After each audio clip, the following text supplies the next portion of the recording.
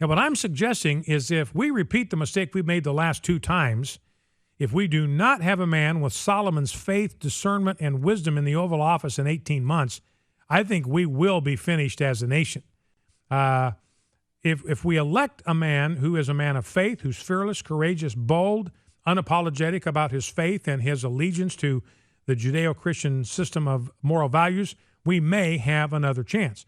Another president like the one we've had, our nation will be dragged into oblivion. And I think it will be a non-recoverable oblivion. So I'm suggesting that we may, if we want to save this country, we may simply have no alternative but to elect a man with the godly faith and wisdom of a Solomon in 2016. Now people say, well, you're depending on politics. This is not, no, it's not. Because remember, government is whose idea? Whose idea is government? Who dreamed up the idea of government? Who created it? Who invented it? God did.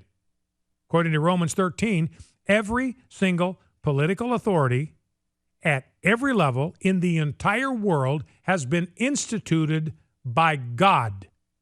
So civil authority, the state, that's God's idea. So if you're going to have a nation turning back to God, now the church is obviously God's idea.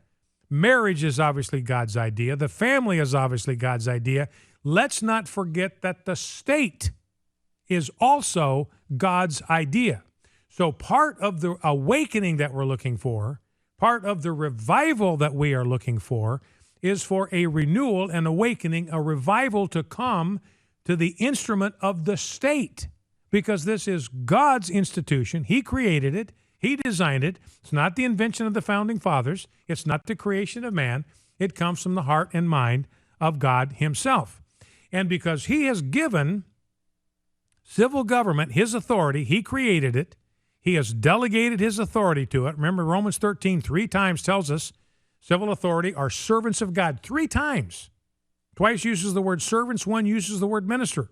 They are every bit as much a servant of God or a minister of God as your pastor is when he stands behind the pulpit on Sunday. And they are there to do God's work.